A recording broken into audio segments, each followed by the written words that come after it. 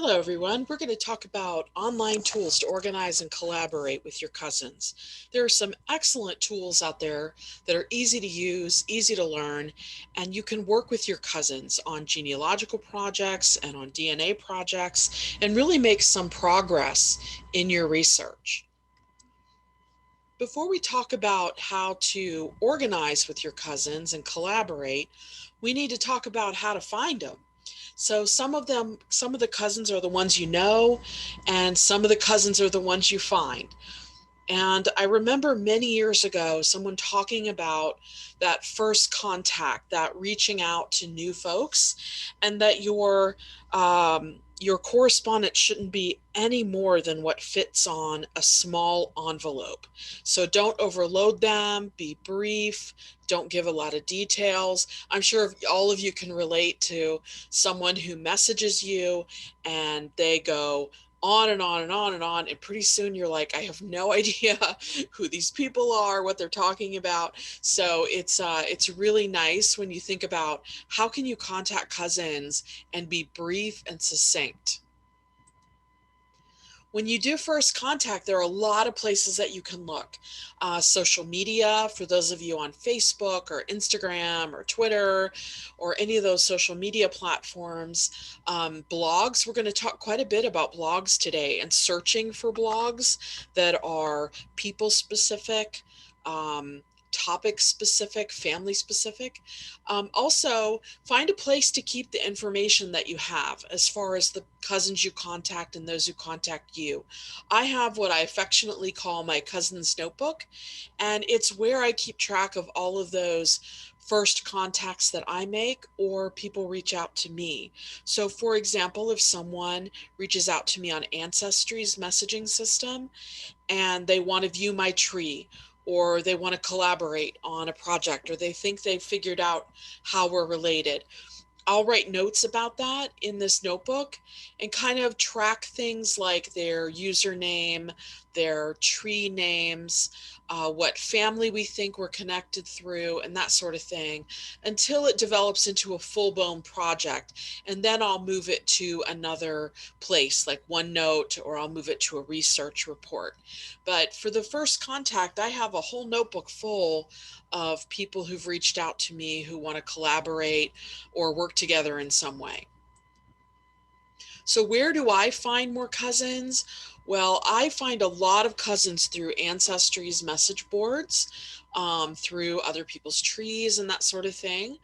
Ancestry DNA matches, and of course that can go with any type of DNA match. It doesn't have to be Ancestry. I find cousins at 23andMe and MyHeritage and Living DNA and all the other testing companies, Family Tree DNA. So how do you keep track of those DNA matches? You can make a spreadsheet. You can send it to an electronic notebook like OneNote or Evernote. And I do a lot of corresponding with my DNA cousins. I do more of that these days than I do my genealogical cousins who think that we're related through documentation or through the census. I'm really investigating DNA matches far more than anything else. So how do you make an initial contact? How do you keep track of that? Well, when it comes to DNA cousins, I use what's called boilerplate language. Now my day job is in textbook publishing.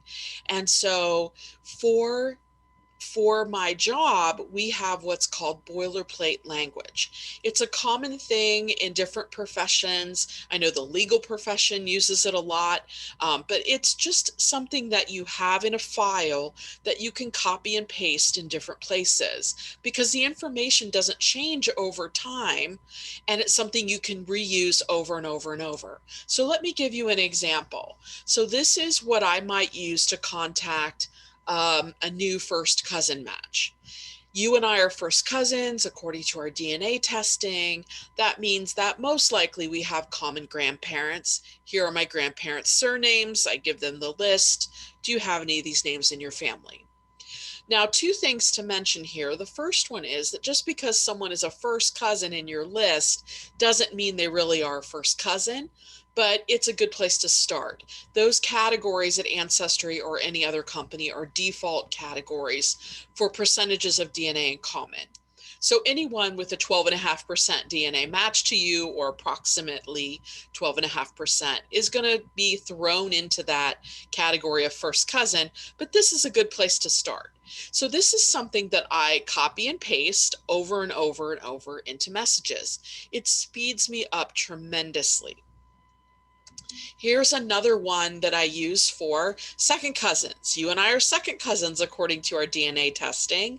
That means most likely we have common great-grandparents. Here are my great-grandparents' surnames. So this is the kind of thing that I've developed not only for my DNA test, but for my mom's test, for my dad's test, you know, changing the surnames appropriately, for my son-in-law, for my daughter-in-laws. So those are the kinds of things that I do as boilerplate to make me more efficient and speed me up. I can save those match lists to a tool like OneNote.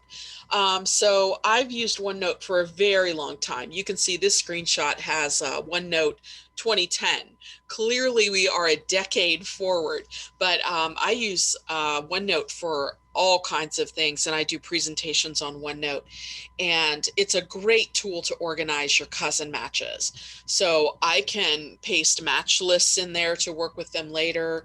I can build projects out of OneNote and to house them there that I can share with other people. So we'll talk a little bit more about that later, but this is what my cousin group looks like. I have two cousins. Actually, I have about 22 at this point. We all have a common Offenbecker fifth great grandparent. For most of us, it's a fifth great grandfather. And his name is Jacob Offenbecker, and we call ourselves Jacob's Clan. But Diane and Cynthia and some others have offered to do some kit analysis with me. And so we've been working on a project to see if we have any DNA in common because of our relationship to that fifth great grandparent. Now, for those of you that know a little bit about DNA, that would be pretty unusual, given the number of times that the DNA is recombined and the small percentage that we get from our fifth great grandparents. But it's an interesting study we've been working on. So this is just a screenshot of OneNote.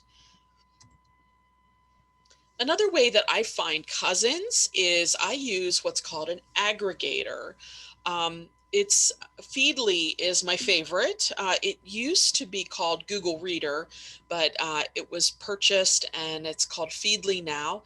And it's an aggregator. So an aggregator is a fantastic tool. I mean, it's a revolutionary thing in my opinion.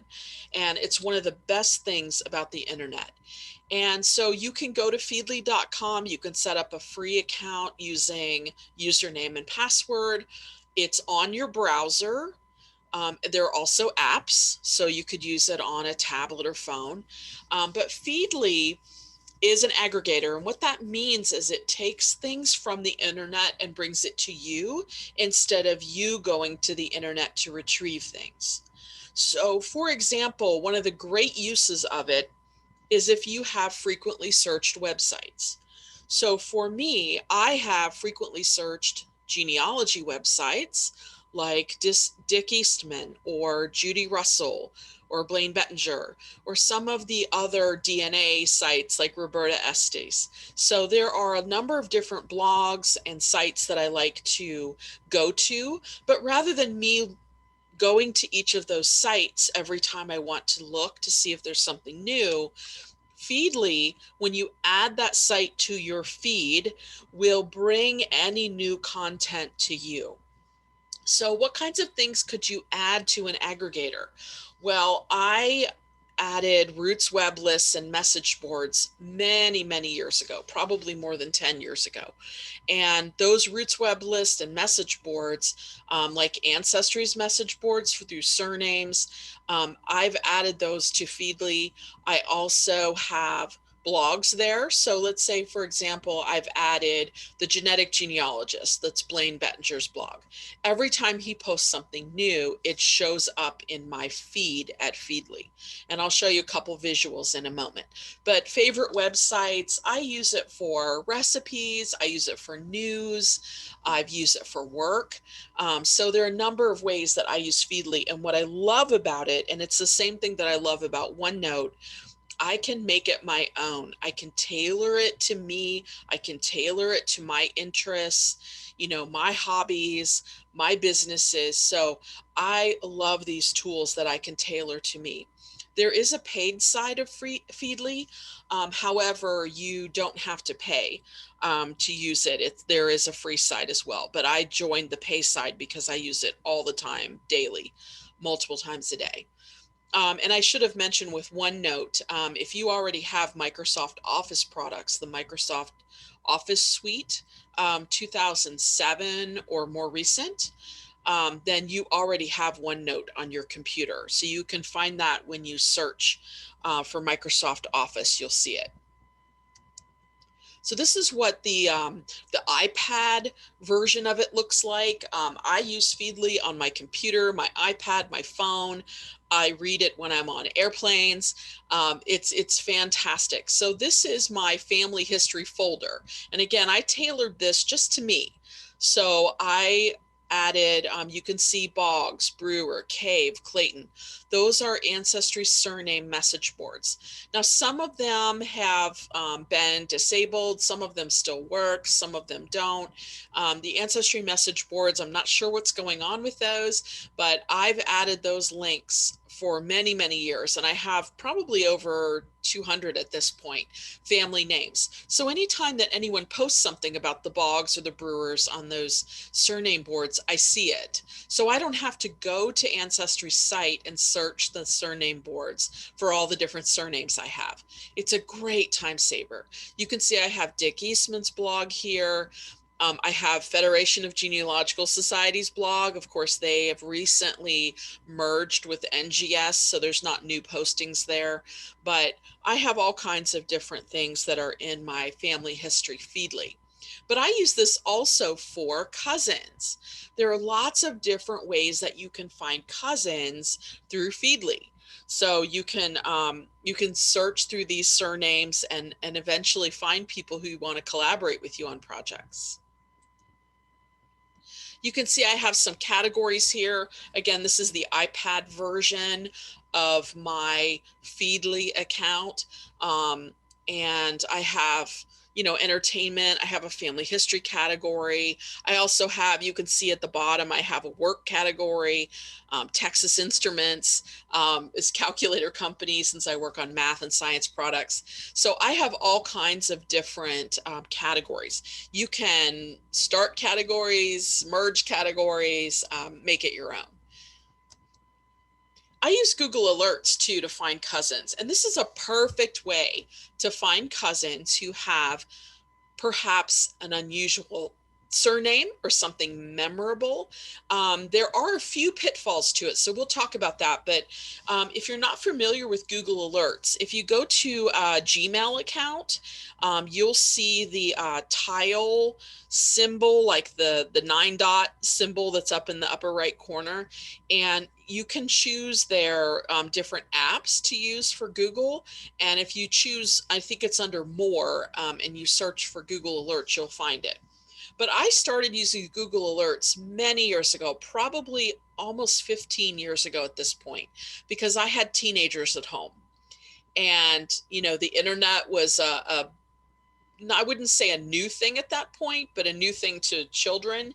And when I had 6 teenagers, I decided that I needed to keep track of what were they doing online? Where were they posting their email address? What message boards were they on? Things like that. So I set up Google Alerts for their names, and that's how I got familiar with Google Alerts. And then I decided I can start using it for genealogy to give me some leads and hints. It's super easy to do. So you can set alerts for surname. You could do locations. So if a lot of your ancestors were in one particular county or city, I do have some that are set for locations.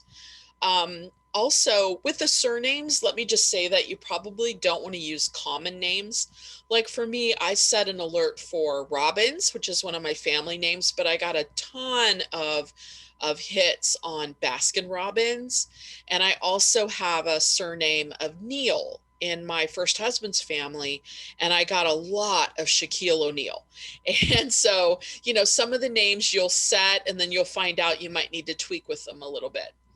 But you can do the same kind of Boolean operators that you use in Google. You can do quotation signs, you can do plus signs. I have found that the minus sign doesn't work as well, but the plus sign definitely works. So you can do a name with a location.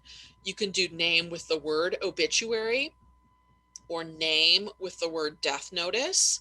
And you'll be surprised at how many hints you get that way. For cousins who are still living and some who aren't, you can set them for topics if you're interested in a particular Civil War battalion or regiment. You can set a Google alert for that. Book titles, company names, all kinds of things you can set Google alerts for. So let's take a look at what that looks like. If you go to Google and you open up Google Alerts, it's just a simple menu where you put in whatever it is you want an alert about. And if you want to get used to it and see how it works, put in your own name. And you might be surprised the things that come up when you put in your own name and as things hit the internet. So if I put in my own name, I'm probably going to see where Montgomery County, Ohio promoted me doing a talk, or I talked at Roots Tech or NGS and they've done some promotion. So I'll see my own name in lights, so to speak. But you can choose a number of different drop downs here. What I usually do is result type everything, how often. I usually do once a week, unless it's something I really, really think that I'm going to get a lot of hints about, because it's going to generate an email for you. So unless you want an email once a day for all the things you set alerts for, you might want to go with once a week or something like that. I always go with only best results. You know, there's a lot on the internet, and generally the best results are the ones you're going to stick to anyway. You're not going to want to go through 20 or 30 or 40 different results. And then you put in your email address to deliver it to you. And then once that happens, a screen will show up where you can see all the things that you have listed, that you have alerts for. So you can set them for once a week, once a day, however you want to do that. And then you could go back and edit them, or you can delete them if you change your mind. So if you look at the top of the list, Fitzpatrick, Gilbert, Glassick, Goldenbogen, these are all family names. Those are all surnames in my tree. And so I've just set Google alerts for everything for once a week. So give me the top 10 things that showed up for Goldenbogen this week. And so it's been amazing finding obituaries and finding other kinds of notices, like publicity notices. I found an Offenbecker cousin who is an artist, and I would never have known about her except that I did a Google alert for Offenbecker, and I found that she was doing an art show. And I also, with that same notice, found another cousin who owned a vineyard in California. And so when I went to visit my daughter at college, I went to visit him and I saw his vineyard, and we're cousins and we do a lot of research together. So you just never know where those kinds of hints are going to lead you. You also can see down near the bottom, I have some that are hyphenated, and that's what Google Alerts does when you put a plus sign.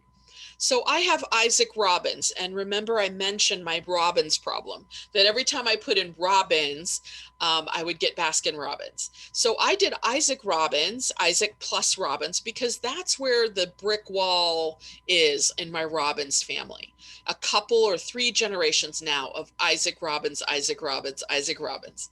So I did Isaac plus Robbins and set that as an alert. John is my husband's son. Of course, this is a remnant from from when we were tracking teenagers. My dad is John Reed, and of course, you're going to get a lot with John Reed, so I did his middle name as well. So there are a number of ways that you can find people, even if you just do the surname. And what generates is an email. So this is what it looks like on screen. And so if if a number of emails bothers you or you don't like it in your inbox, you can always make adjustments to it. But I have here the Google alert for Gilbert, and it shows me the top 10 results for Gilbert. I found a cousin who is a Gilbert who was in actually the Montgomery County Symphony for a long time. Found a news article about that. Fitzpatrick Kennedy. So these are my family names, and it comes up as a Google alert. And then what I can do is open that email, very quickly peruse those 10 entries and see if there's anything of interest to me. So it's a very quick, efficient way to search the internet without doing all of the searching on all of these names. So now that you've found some new cousins, maybe you used Feedly, maybe you've used the messaging services at the DNA company, maybe you found them on Facebook. What do you do to collaborate with them? There are so many tools out there that make great collaborations. So let's talk for a minute about why would you want to collaborate? Sometimes genealogy is just something you do in the middle of the night, by yourself, in your pajamas, but most of us realize the value of bringing other people into our research, their perspective, the fact that our cousins might have information that we don't, and vice versa. And so I do a lot of collaborative projects. And when I say I do a lot of them, what I mean is that I have a lot of them that are set up that from time to time I get another email, someone makes a discovery and I find out, so they're just kind of ongoing things. But the definition of collaboration is the action of working with someone to produce something, create something, or discover something. And isn't that what genealogy is all about? We want to produce our family histories. We want to create something in terms of a story or a timeline or photos or a rich version of that person's life. And sometimes we like the discovery, right? We like to go out on the hunt. That's part of what we do. So there are a number of ways you can collaborate with your cousins, and I'm going to go through a lot of the ones that I use quite frequently. And I use these not only with me, but with DNA clients and also with other folks who are interested in doing some sort of collaboration.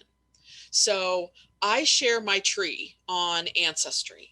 So this is a common thing that I do. I usually do this instead of sharing a GEDCOM.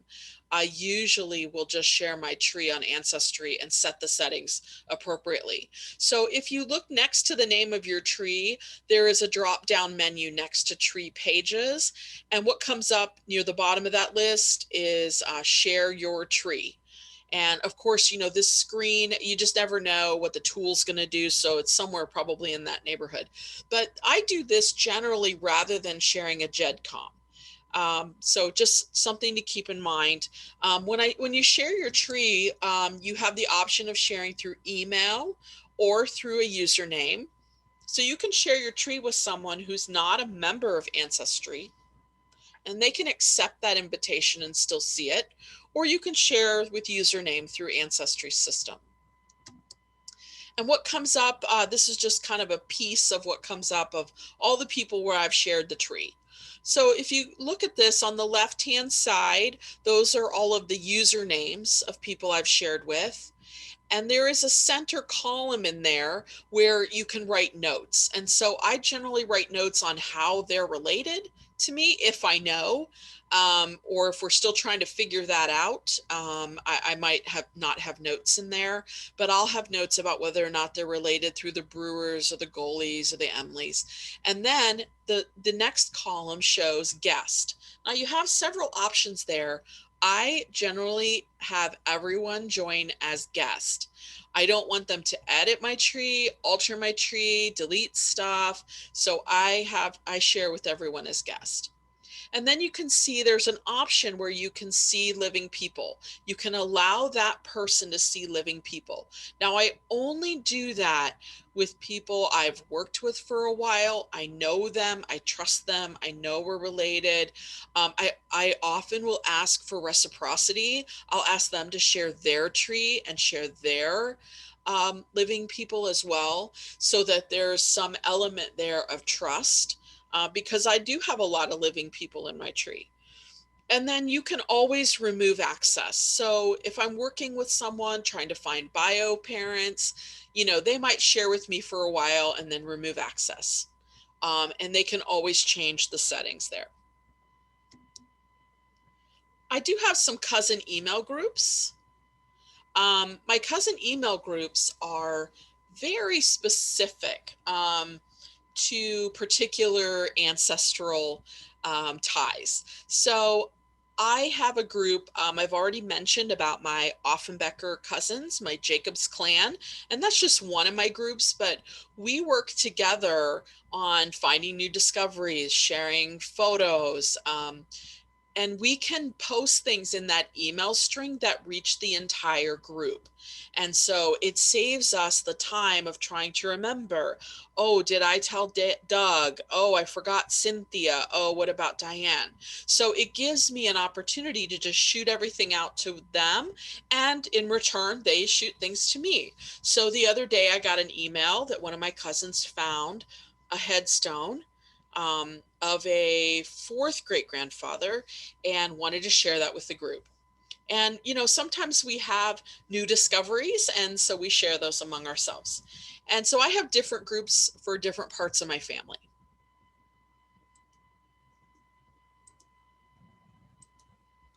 So for Jacob's clan, this is one headstone that was sent around recently. And don't be upset with me because someone chalked it, because I didn't do that. Actually, none of my cousins did that either. They found it that way. Unfortunately, someone else had chalked it. But this is just the headstone and the information about our common ancestor Jacob. And we have two family lines, one that remained in Virginia, and then one around the 1840s that migrated to Champaign County, Ohio, St. Paris area. And then there was a small fraction that moved on and went on to Iowa and California. So we have basically these two family lines. And with the Offenbeckers, we're always sharing information back and forth if someone finds something new. And so we have a group of 32 cousins who share Jacob B as their fourth or fifth great grandfather. I think there's about 20 or so of us that are pretty active on emailing things and researching. The others are just kind of lingering around in the background, enjoying the things that we've found. If you go to your email settings, you can see there's an app, the little 9 dot figure up there next to your picture, and you can choose contacts, and you can go ahead and create an email distribution list.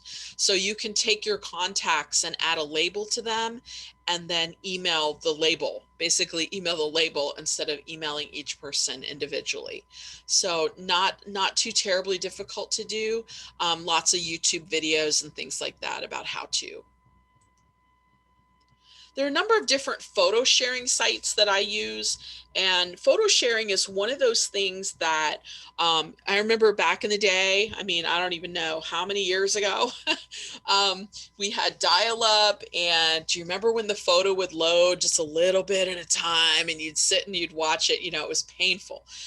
So I used a lot of photo sharing sites for many years just because emailing photos was just so awful. But Photobucket is a place where I use and upload photos. Sometimes they're themes, of photos that I take. Sometimes they're ancestral, and sometimes I'll just load something there because someone wants to see it. It's the easiest way to send it. So I have a Columbus Metroparks, Columbus, Ohio Metroparks bucket on Photobucket. And so these are some of my Metropark photos. And you can see there that there's, it's pretty easy to upload. You can add information, you can tag things. I also have an account at Flickr. And so I've uploaded some things there from nature photos, but I also uploaded, you can see here, this is a receipt from Yellowstone Park. This was in 1927 when I had ancestors who left Greenville, Ohio in Darke County. In 1927, they drove all the way to California, and then they went up the coast and drove back through the Dakotas, Montana. And so this is a receipt for $75 for a grizzly bear rug that they bought at Yellowstone Park. So, you know, sometimes I upload things like that that are of interest to other members of the family, and then I can share through Flickr. I have other photos on Flickr. This is me with my twins. I have some nature ones, but I also have pictures of the archives where I visited. And this is Clark County. I believe this is at the Heritage Center, and they have an index file. I like to take pictures of the archives where I'm visiting, if they allow it. Just to remind me, just to prompt in my head, you know, oh yeah, that's right, that's where I got that. And I go often to the Heritage Center there in Clark County, and it's one of my favorite spots. So there are lots of different ways that you can collaborate through blogs. Now, blogs are not necessarily something that that folks in our age bracket are using, but I think it's something that's a highly interesting way and easy, free way to collaborate with your cousins. And so we're going to talk a little bit about blogs. A lot of you are familiar with some of the blogs that are in the genealogical community, but I'm talking about blogs that you can have, or a group of you can have, so you can collaborate with one another. So blogs could be a solo adventure or a group adventure based on sharing passwords. So I have a couple of blogs where several of us have passwords, and we upload things to share with the group. You can share photos, videos, they can be embedded in the blog. It just tells a story, a continuous story. And so people can chime in and write whatever they want to write about the family. And it's just like one big giant diary sometimes.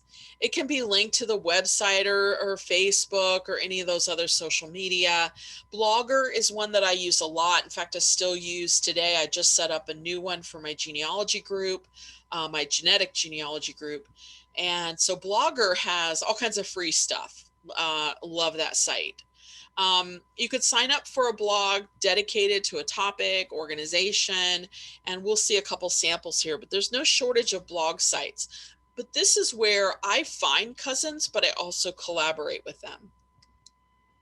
So this is my Metropark blog. So you can see that there's just running text. You can design it, and they've got templates, and you can add photos, and you can wrap the text around. And so it looks like a story. And this is really helpful for genealogy because you have all kinds of things that you can weave into a story. This is one that I have that's just where I noodle around my Redheaded Frog spot. My dad always called me Redheaded Frog. That was my nickname. And so this is one that I wrote about a long time ago about sick people in my office.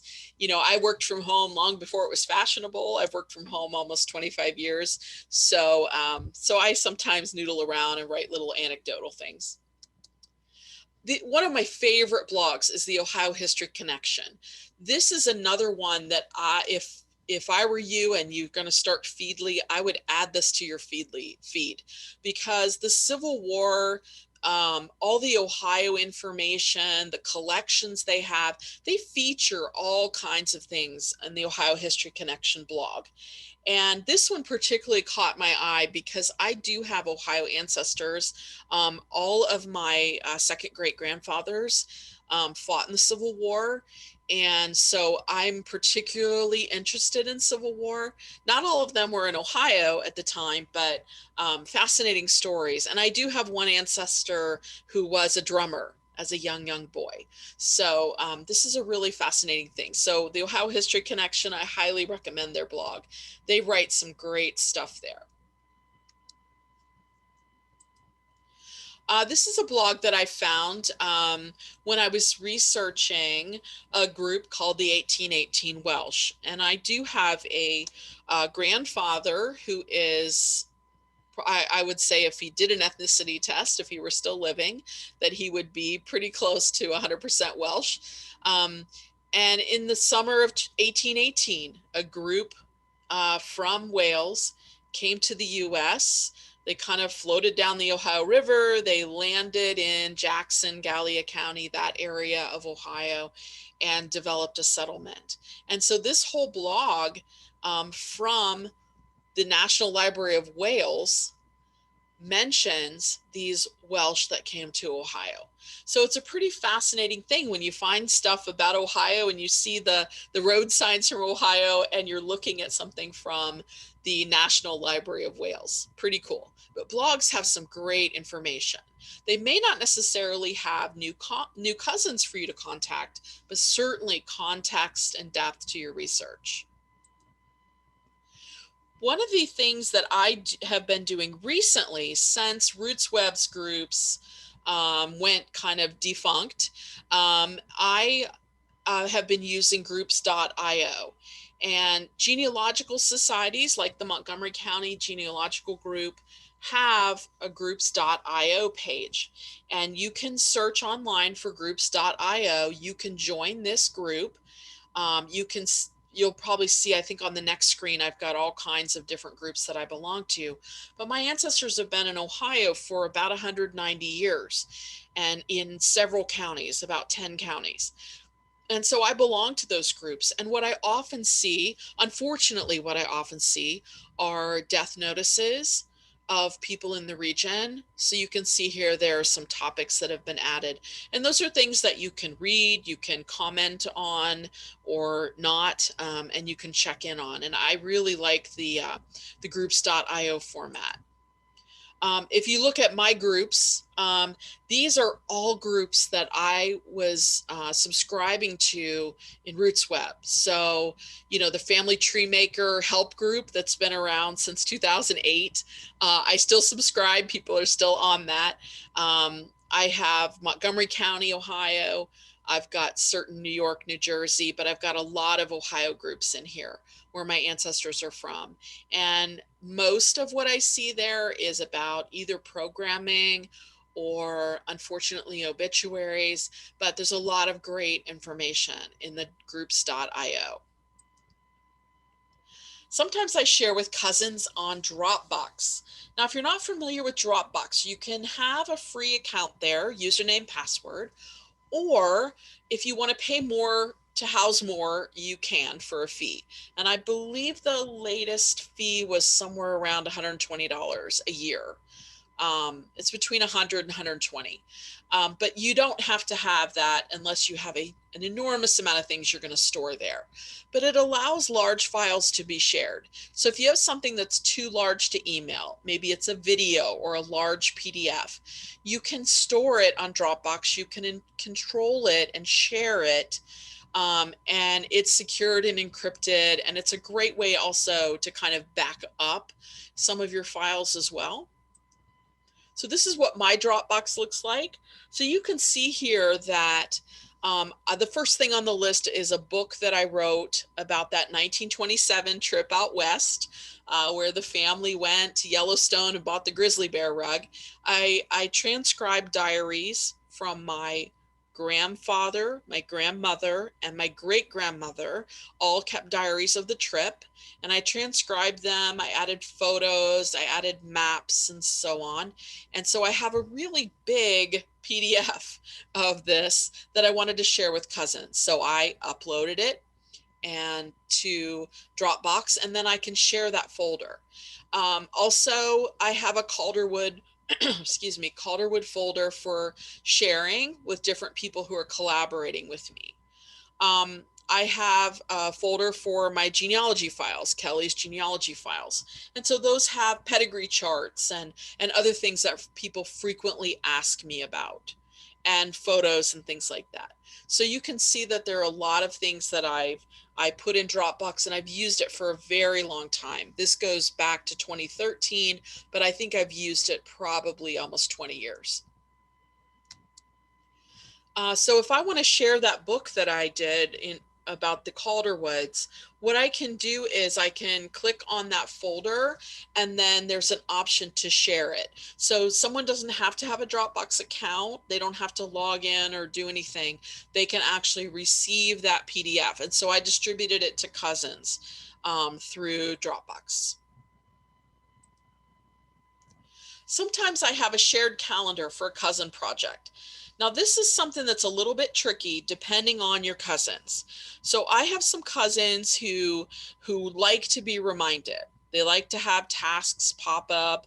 They like reminders to get things done. I have other cousins who are more like myself, who get really annoyed when someone pesters them over and over. And I'm not a procrastinator, but I do have a lot of things to manage. So sometimes I find myself loving and hating the calendar part of a collaborative project. But you can set up an address book. You can have a calendar for a project. You can invite people to meetings about it. You can manage the contacts and email, set due dates for things that sets automatic reminders. But again, it's kind of one of those know your audience things. And I wouldn't use this if it's just a couple of cousins and me. I would just take care of it through email. But if it's a larger project, I heard somebody one time talking about organizing a family reunion and doing that through a calendar project with email, and that things went a lot more smoothly when everybody was kind of being prompted about due dates. There are some other online shared sites, and I'm going to show you a couple of them. You're probably familiar with Google Docs and Sheets. You may not have heard of Etherpad, and there are dozens of others where you can write collaboratively or build something collaboratively with other people. So this is Ethernet or Etherpad. I thought maybe I'd show you this one because this is probably not as familiar to you. Sorry, the image is really fuzzy. It's one from Google, but it's you can see who's currently viewing it. You can also invite people to it by a shared URL, a shared link, and then you can see in different colors who is it that's adding things or editing or taking things out. And that's really helpful if you're building a collaborative document. Most of you probably aren't going to get into this level of collaboration, but if you need a shared space, Google Docs and Sheets are good for that. And this kind of tool is good as well. I do a lot of things on Google Drive. Now, you might say, well, you've got Gmail, you've got Google Alerts, and you've got Blogger, which is a Google company. You've got all kinds of other Google things. Well, I keep track of all of it in Google Drive, which is their online cloud. And so I have what's called My Drive, which everyone who has a Gmail account has My Drive. And I also, right underneath it, you can see shared with me. So anytime anybody shares anything with me on Drive, it shows up there. So you can see that I have a genealogy file for 2020 that I update, and then I change the year and I add more to it. Also, I have some workshops. I was going to do a workshop before 2020 OGS was canceled. I was slated to do a workshop on DNA visual phasing. So I had a lot of collaborative things there that I didn't end up using, but and also I've built chromosomes out of beads and pipe cleaners, and so I have all kinds of goofy things in Drive. I use Drive for work. I use it for genealogy. I use it for recipes. There's a lot of things that I use Drive for. This is my 2020 genealogy folder, but you can see here, these are a lot of different folders under different topics. And so the Google Docs and Sheets that are in there are shareable. The folders themselves are shareable. So if I'm doing a workshop on ethnicity and I want to distribute to the group, I can include a link to the ethnicity folder in my Drive where other people can view and download from it. So I do this for a lot of different genealogy topics, and particularly things that I speak on very frequently. So if someone reaches out to me and says, do you have more information about adoption or on GEDmatch or health reports? And I can easily just send them that rather than go back and compile and collect all of it again. So I hope that you have learned something today and you go find cousins, you share with them, you learn from them, and you collaborate. Best of luck in your genealogy endeavor.